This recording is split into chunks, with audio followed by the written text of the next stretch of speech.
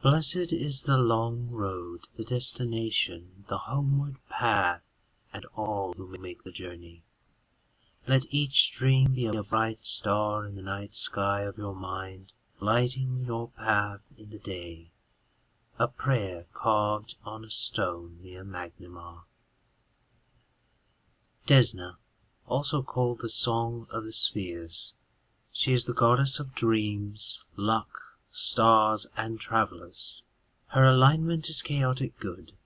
Her domains include chaos, good, liberation, luck, and travel. Her favorite weapon is the Star Knife.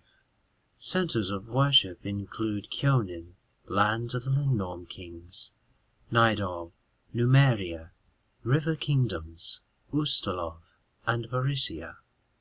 Her nationality is considered Varisian. Desna is an impulsive and aloof goddess who delights in freedom, discovery, and mystery.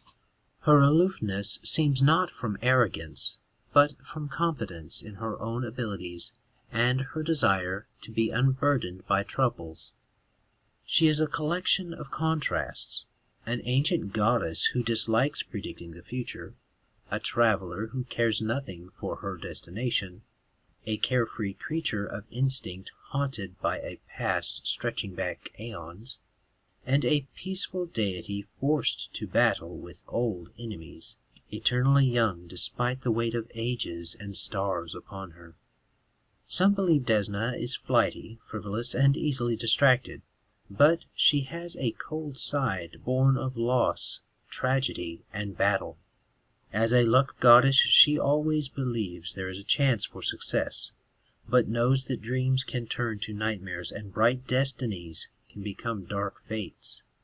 These opposites in her own nature define her and give her things to strive against. She challenges those who would corrupt her domain or who have wronged her friends or followers, striking at them with burning starlight, bad luck, and energies alien to Golarion. Although her dominion over dreams and stars means that many seers, diviners, and mystics revere her as an informal goddess of prophecy, she delights in the freedom of people to choose their own destiny. She prefers to use prophecy as a tool for exploration and creating choices, not for limiting action and snuffing hope, and finds doom and gloom prophecies, and those that seem to guarantee good people will commit horrible acts, to be distasteful. She hands out such warnings only in the direst circumstances, generally in dreams, and if she must send dreams that portend despair, she may grace a follower in need with the benefit of a helpful spell upon awakening, such as aid, magic vestment, prayer, protection from evil, or remove fear, that persists through the day. Thus she pairs dark portents with hope that the outcome may still be bright. When Desna has a message for one of her faithful, she prefers to intervene in dreams, sending simple impressions, visions, or even prophecies that the sleeper clearly remembers upon awakening. When dreams are unsuitable and time is short, she indicates her favor with flights of swallowtail butterflies, sparrows, dragonflies, geese flying in a four-pointed star shape, or the timely arrival of messenger birds. She typically shows her disfavor with dreamless sleep that fails to refresh the sleeper, as if the person had not slept at all, sore feet, messenger animals losing their messages, and minor travel accidents. Desna watches over those who travel for any reason. Trailblazers, scouts, adventurers, and sailors all praise her name. Although most sailors honor Gosra in some fashion, he is a temperamental deity, and a little luck from Desna often comes in handy during a storm. Her influence over luck also makes her a favorite deity amongst gamblers, thieves, and others who rely on fortune for shady dealings. Desna teaches her followers to indulge their desires, experience all they can, and trust instinct as a guide.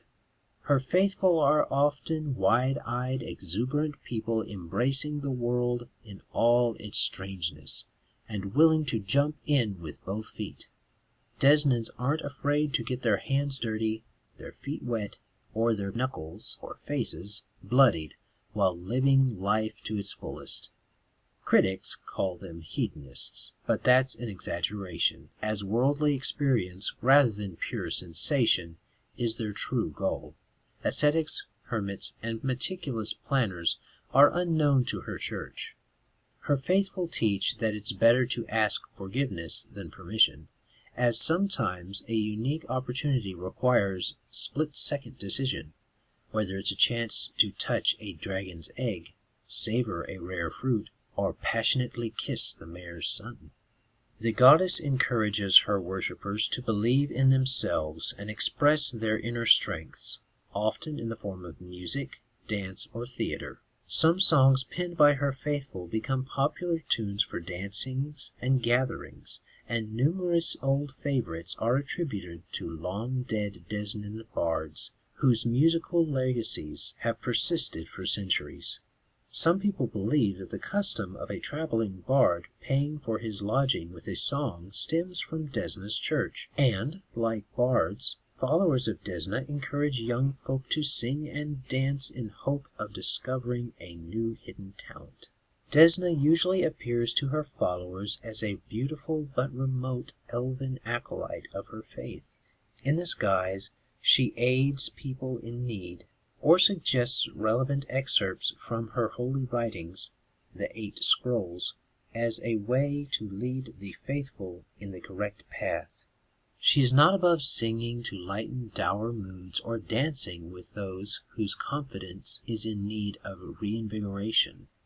When Desna wishes to reveal her true nature, she transforms her common clothing into a billowing silken gown and grows brightly colored beautiful butterfly wings on her back, although in somber situations her winged colors are pale and moth-like. Desna's holy symbol is a butterfly with images of stars, suns, and moons upon its wings. Most of her clergy are clerics, although about 1/3 of her priests are bards and rogues, with a number of neutral good druids and rangers also choosing her as their patron. She is called the Song of the Spheres, the Great Dreamer, Star Song, and the Tender of Dreams.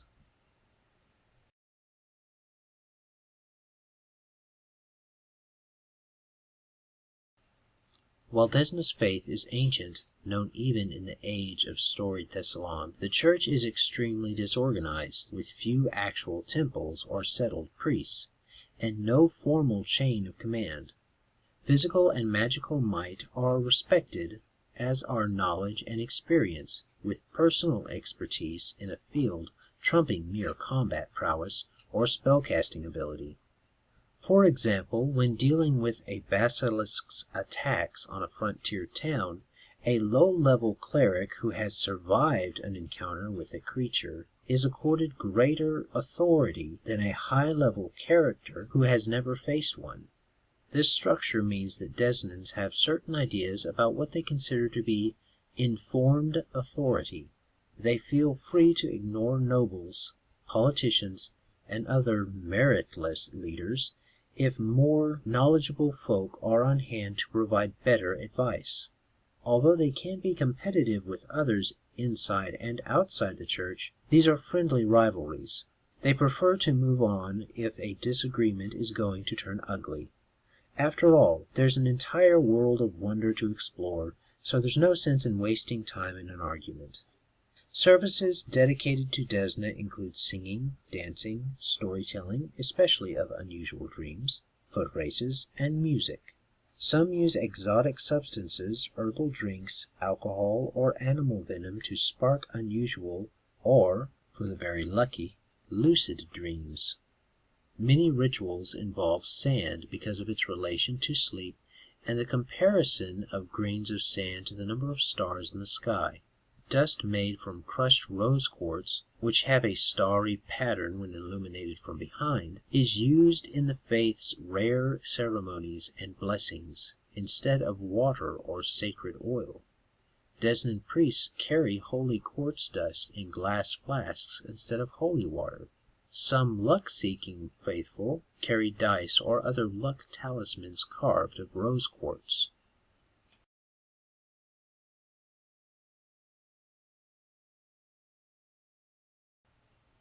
Desna keeps few temples, preferring unattached shrines at crossroads and places of secluded beauty like hilltops or peninsula points. Although unmanned, these shrines often hold simple provisions and a place to scrawl notes or feelings of visitors if they feel so inspired. Her association with the stars and night sky means that her temples sometimes double as celestial observatories, or at least have one room partially open to the sky.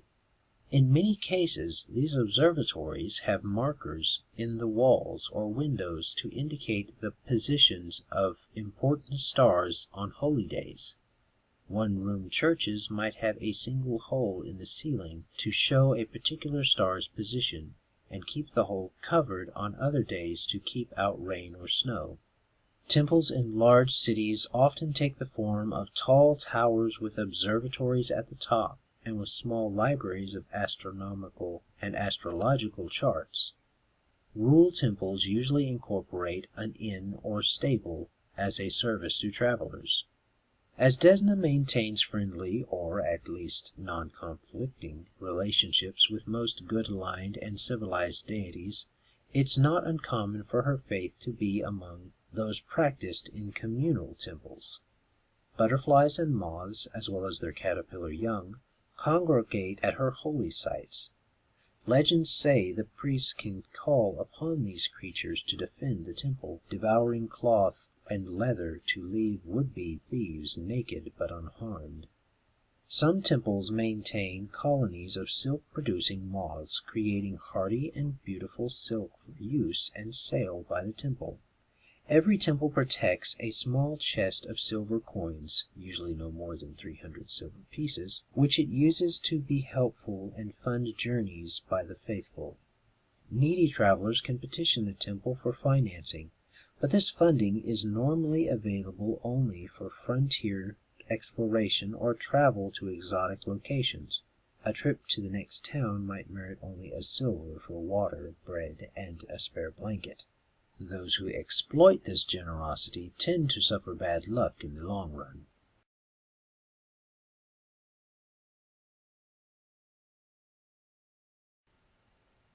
Priests of Desna, including clerics, bards, rogues, rangers, and occasionally druids, go where they please, earning money by telling fortunes, providing entertainment, and interpreting dreams.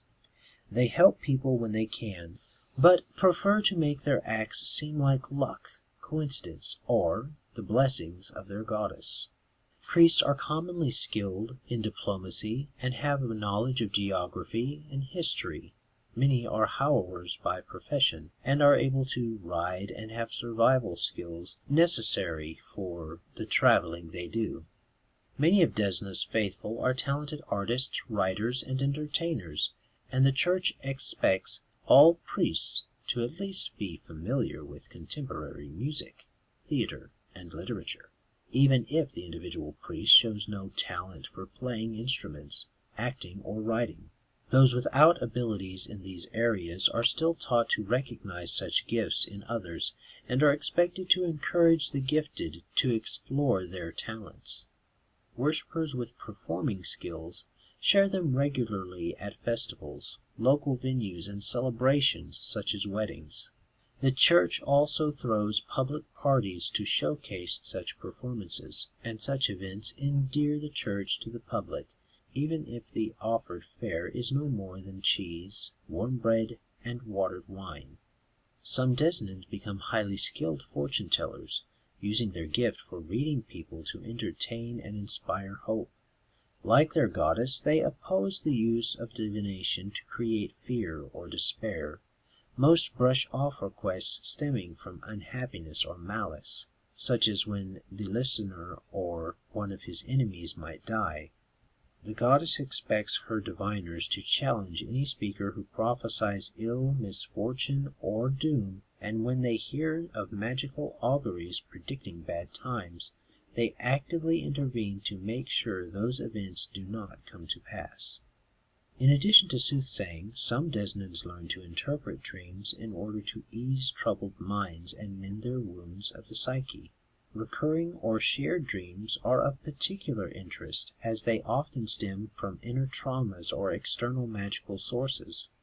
Those plagued by insomnia or nightmares call on Desnan priests for aid, for their healing spells, or even just a soothing touch are often enough to bring a tranquil night's sleep.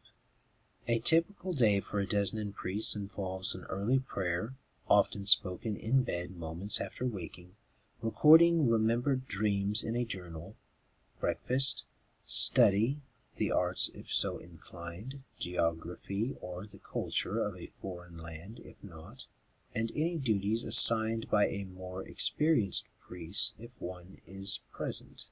After a light lunch, the priest goes for a walk or ride either to some place new or by taking a new path to a known place. Once at the destination, he attends to his duties there, helps passers-by who require his skills, possibly entertains at a local gathering spot, seeks a place to stay for the night, dines, prays, and sleeps. Caravan masters like to hire priests of Desna to accompany their wagons for luck, especially in regard to warding off attacks from beasts, and this gives priests an excuse to travel when they have no other pressing matters. If a holy site needs maintenance or repair, the priest takes care of what is needed, or hires a skilled person to do it. Elder priests whose bodies can no longer handle physical travel tend to use magic to visit the minds of others in distant locations, using something along the lines of a dream spell, or even travel to distant planes, using something like the astral projection spell. Some use herbal or alchemical substances to enter a dreamlike state to explore higher levels of consciousness or commune with dream entities. A few such wakeless ones are so strong-willed that they have remained asleep or dreaming for years. They don't even wake to eat or drink, and are instead sustained by faith, will, and dream food. It is considered a noble end for a Desnan to die in her sleep, as it sets the sleeper on the first steps to the final spiritual journey to the goddess.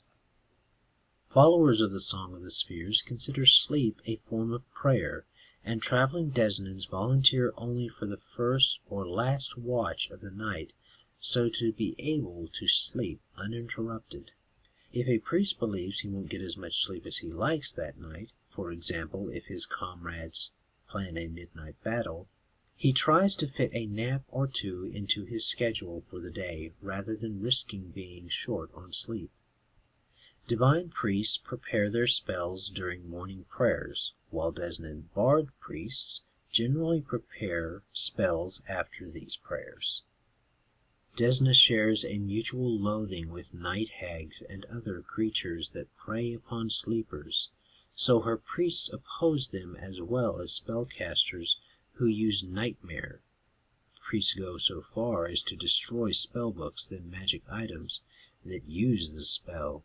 Because of Desna's feud with Lamashtu, she charges her priests with protecting the common folk from dangerous beasts, especially from intelligent beast-like creatures such as wargs, although she holds no hatred for wary predators that avoid mankind. Desna's priests have the tradition of exploring distant places and leaving marks indicating someone of the faith has been there. This found mark might be as simple as the goddess's symbol scratched on a flat rock or tree trunk, as elaborate as a small shrine, or anything in between. Often explorers leave personal glyphs or notes indicating who they are. In this way, they gain fame in the church, and someone who has marked many sites in this way is called a founder, a title that confers no formal powers but garners high esteem among the faithful. Although Desnans constantly seek to make new discoveries, some particularly remote, hard-to-reach locales such as mountaintops, islands, or the tops of ruined buildings have become pilgrimage sites. in their own right, eventually bearing the mark of the original founder, surrounded by dozens of personal runes or butterfly symbols left by those who have followed in his or her path.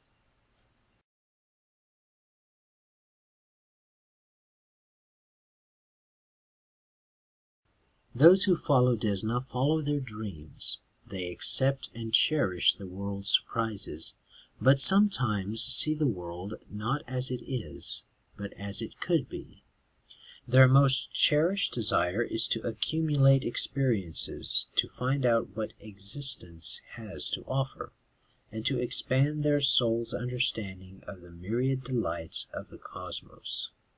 Desna's faithful are accustomed to making decisions quickly, though not rashly, because they never know when opportunities might arise again.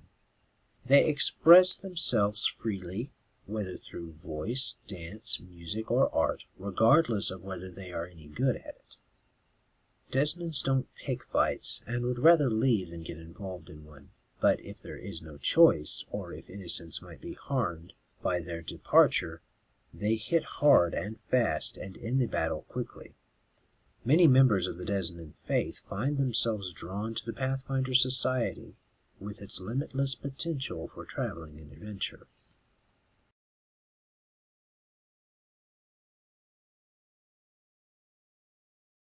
Desna's priesthood have no regalia or vestments beyond bright colors, often adorned with butterfly wing patterns, and their goddess's holy symbol.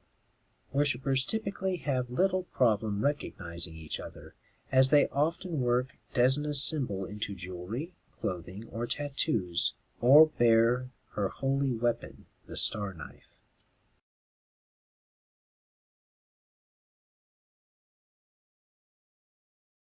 The faithful of Desna care little for heavy tomes of holy doctrine or arguments over the most religious path. They prefer their religion concise, entertaining to read, and easy to carry. The 8 Scrolls. These 8 short scrolls contain the official doctrine of the Church, summarizing Desna's early days as a goddess, her interactions with other deities, her discovery of her powers, and the fixing of the stars in the night sky. The 5th scroll contains the Church's words regarding the behavior of mortals, which sparks many friendly debates among the faithful. Desna is a goddess of inherent contradictions. Fortunately, her loosely organized church accepts all plausible interpretations of the scrolls that do not radically deviate from standard church teachings. The scrolls are short enough that they all fit within 2 scroll cases, one if the writer's handwriting is particularly fine. Shrine Writings. Wayside shrines to Desna are typically covered in graffiti, most inscribed by traveling followers of the goddess. It is said that the goddess herself grants inspiration at such places, and that those who add drawings, scribbled verses, or life observations upon the shrine are guaranteed safe travels and good luck.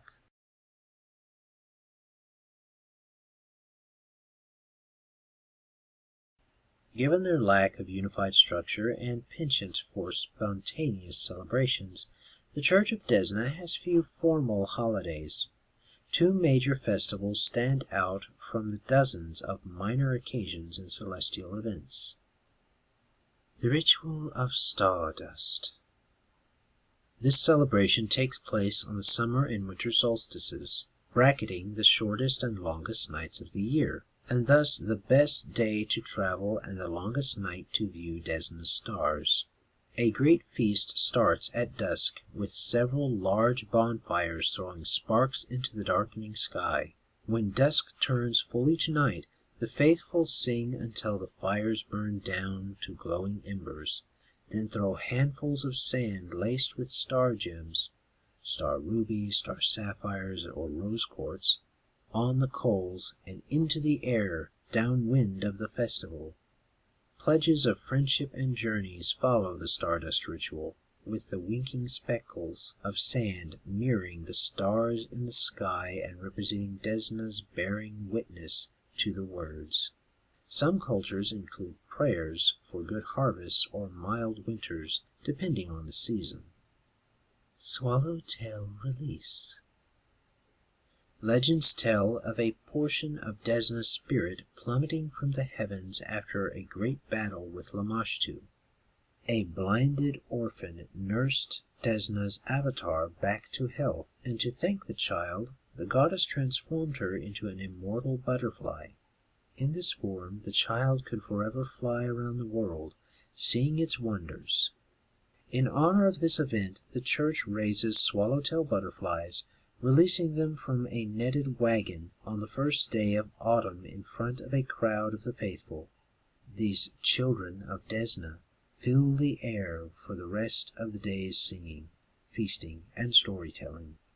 Desna's followers believe it is good luck for a butterfly to rest on them during these festivities. Larger temples sometimes have enclosed gardens where they raise the caterpillars for eventual release on the holy day. Smaller temples, or those in climates that can't support butterflies, might release dry leaves or corn husk fragments painted to look like butterflies.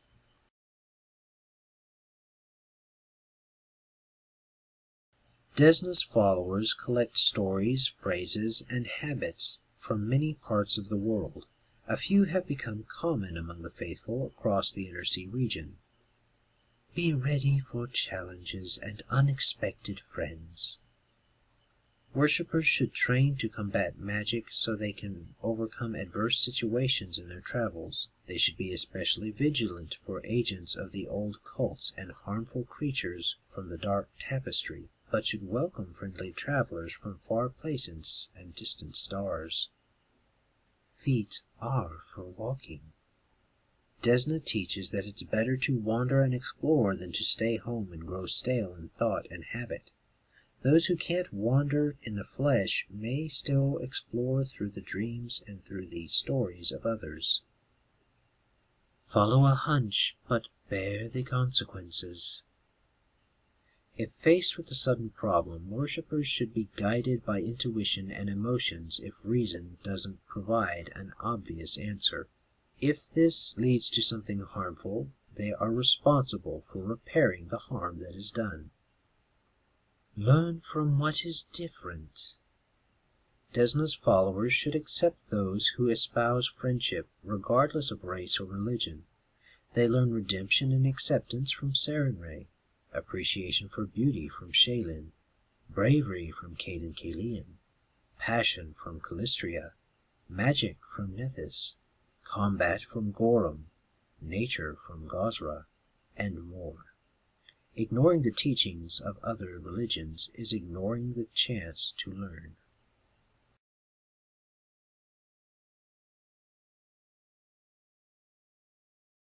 All Desna's followers know stories of the two greatest sadnesses that the goddess carries with her. Glondur's hatching. While wandering the ethereal plane long ago, Desna discovered a strange cocoon that pulsed with magic.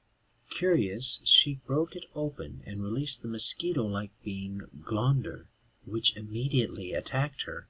She easily fended off its attacks, but the resilient creature managed to escape before she could destroy it. Now Glondur plagues the mortal world as a demigod of parasites and infection. Desna still hunts the godling and his cults in the hope of wiping them out, or perhaps turning his power into a more positive end, just as leeches can aid certain ailments and maggots can cleanse infected wounds. Her priests teach that this story is an example of how every life contains mistakes and bad choices, but it is better to live, make those mistakes, and accept the challenges they present than to hide away and not do anything. Lamashtu's Trap. In her earliest days as a goddess, Desna's mentor was Kirchanis, a mostly forgotten god of beasts, travel, and endurance, and Desna spent many nights listening to stories of his travels. Kirchanis' greatest enemy was Lamashtu, who longed for his control over beasts. Lamashtu set a trap for Kirchanis, leading him on a strange wandering path into her realm, where she swarmed him with horrible monsters, finally attacking in the guise of a deformed jackal and tearing his beast dominion from him. This wound was too great for the elder deity, and as his dying act he willed his power over travel to Desna. Since this theft, wild animals have treated mankind as invaders rather than as part of nature, and Desna still searches far and wide to find a way to force Lamashtu to surrender Kirchanis' stolen power.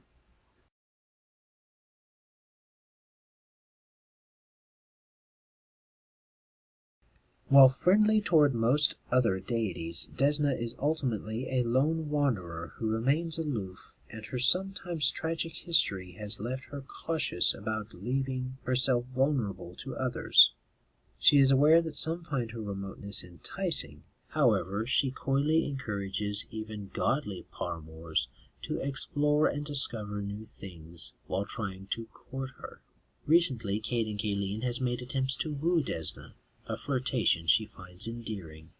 Her detachment has not prevented her from acquiring enemies, most from long-standing feuds or old grudges. Her biggest enemies are Glondur and Lamashtu, the former because she accidentally released from his cocoon, and thus set his evil loose upon the multiverse, and the latter because she murdered Desna's mentor, Kirchanis. Desna also battles Zon Kuthan, for she wants the night to be a time of wonder rather than fear and oppression, and Rovagug, who contests her for the void of space. The goddess also watches for signs of numerous forgotten and departed deities from long ages past, guarding against their unlikely but ever possible return. Desna's only true sources of comfort among the deities are Sarenrae, who tends the wounds she receives in battling the evils of the night, and Shelyn, who reinvigorates her spirits and creates new wonders to be explored. Desna's followers don't spend much time worrying about anyone else's faith, although they're happy to talk about their own if asked. They're not adverse to paying respects at shrines or temples to most other good-aligned gods, or welcoming members of other faiths with which Desna is friendly into the safety of their temples or homes when the guests are threatened or in need. As long as others respect their ways, they'll return such respect. The road to truth passes through different landscapes for everyone, and a Desnan would never interrupt someone else's journey unless that person were in mortal peril. Desna's footloose dreamers are polite but cautious, some might say aloof, toward followers of deities who encourage their faithful to settle down, such as Abadar's congregations and worshippers of Erastil. They are protective of their right to wander, and don't take kindly to attempts to tie them down to one place. Although members of other faiths might see Desnans as flighty or disapprove of their amusement at religious practices they consider stodgy, Desna's faithful can be just as implacable as the adherents of any other good-aligned faith when it comes to opposing evil. They are especially dedicated to guarding against the return of the ancient evil gods and to rooting out cults of Glondur and Lamashtu.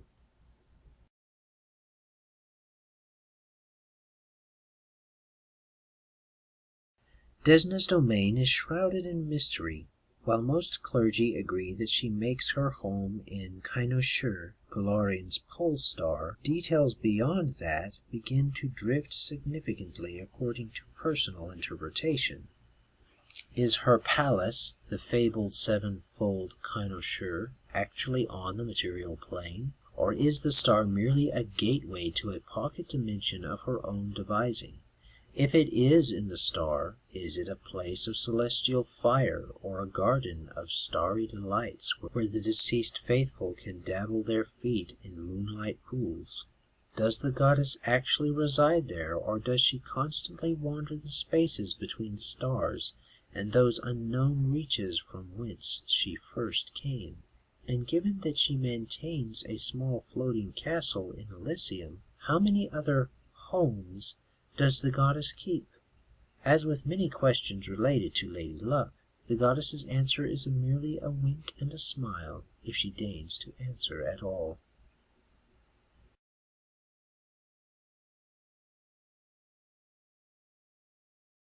In addition to her servitor races, the Thyrlian and the Lyricine, the following unique outsiders serve the goddess of dreams and willingly answer only to planar ally and similar spells cast by her worshippers. Night Monarch. This enormous moth or butterfly serves as Desna's herald, and raises to protect Desna's faithful and combat her enemies in times of great need. Surprisingly stealthy despite its size, the Night Monarch soars through the sky in near silence. Spotting the Night Monarch is considered a sign of good luck and the blessing of Desna. Followers of Desna who spot the Night Monarch sometimes go so far as to set up shrines to the goddess, marking the event. If destroyed, the Night Monarch reappears later in full health, but Desna's mortal worshippers consider attacking the creature blasphemy, and go to great lengths to avenge the creature's temporary death.